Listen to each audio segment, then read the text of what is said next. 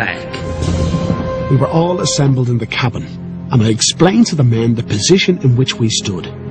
If the officials on board the Georgette were determined to fight for their recapture, they would most probably succeed. It was simply a matter of dying now or waiting to die in prison. And I gave them the option of fighting or surrendering. Their answer was, "We'll do whatever you say." I then said, "I'll hold out to the last." The ship's crew fought alongside their captain, using the only other weapons on board, whaling harpoons. They had this Yankee stroppiness. They felt that the British Navy was the international bully of the seas, not the international glory as the British themselves did.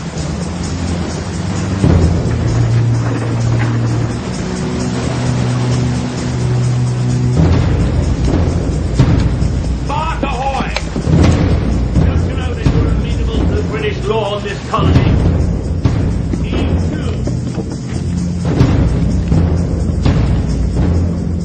The catalpa was defenseless. They had no cannon. They had no major guns or artillery of any type. So you would think surrender.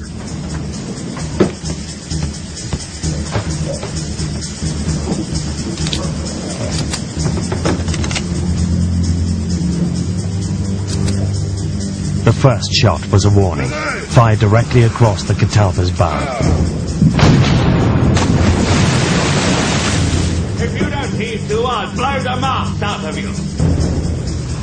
Anthony had 15 minutes to comply. But the wily captain had an ace up his sleeve. This ship is sailing under the American flag, and she is on the high seas. If you fire on me, I warn you, that you will be firing on the American flag. Anthony gambled that the British would think twice about firing on the American flag in international waters. He was right, but he didn't know that the Georgette was bluffing. Their real agenda was to nudge the catalpa towards the 3-mile limit of Australian waters. There, the Georgette had full authority to seize the catalpa, board the ship, and recapture the prisoners.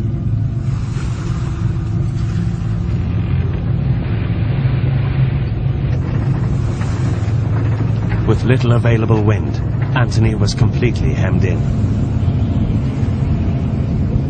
But just then, the wind rose.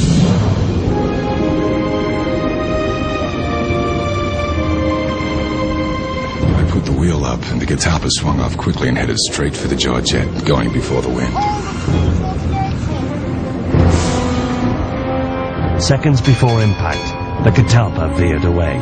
When the catalpa swung by him, her jib boom just cleared the steamer's rigging.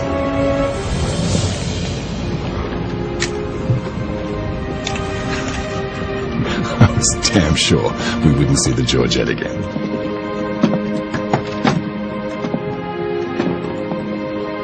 The Georgette peeled away, and it was then that they knew that they had genuinely been resurrected.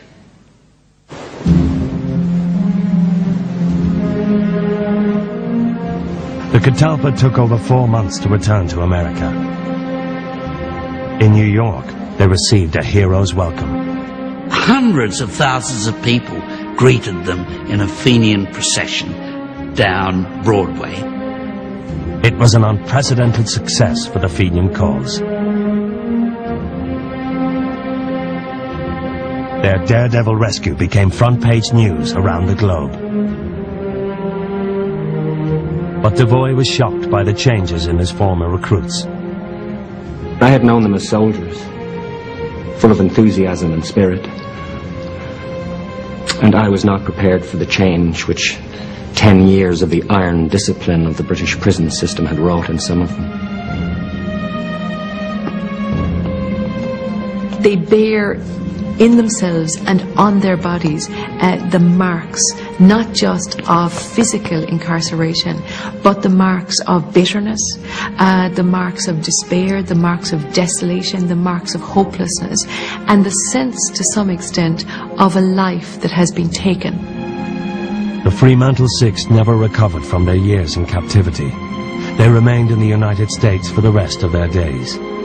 Their sensational rescue revived the demoralized Irish resistance. On the streets of Dublin, it spawned a spontaneous torchlight procession. In England, it was unsurprisingly condemned. The British press was in an uproar and, in essence, accusing the United States government of fomenting terrorism. Captain Anthony returned to New Bedford a hero. He settled down into a life of domesticity, courtesy of the Clan na Gael, who took care of his mortgage. He would never again return to the sea. He was heralded in New Bedford. He was a great hero. He not only had been a captain of a whaling ship that came back, which was in itself a great achievement, he had brought along these 6 Irish prisoners. Breslin became a driving force in the Clan na Gael. A die-hard revolutionary to the very end, he continued to agitate for Irish freedom for the rest of his life. But no one profited from the success of the Catalpa rescue more than John Devoy. Ambitious, daring, and politically skilled, he was quickly propelled to the very top. He became the leader of the Clan na Gael. John Devoy used the success of the Catalpa mission to increase his own control over Clan na Gael.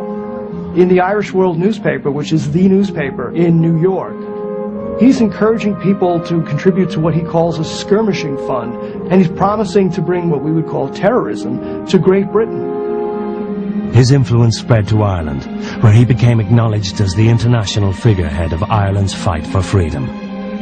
He played a pivotal role in 2 revolutions a half-century apart, the Fenians and the Easter Rising of 1916. John Devoy lived long enough to realize his lifelong ambition.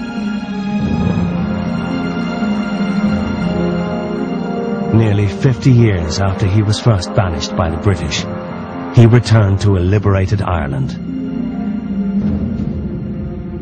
Devoy had ensured that the Catalpa rescue, one victory amongst so many defeats, had become the symbol that sustained a revolution. If one looks at it not as in a ranting sense of, ha, we showed the Brits where they were. In a sense, we did.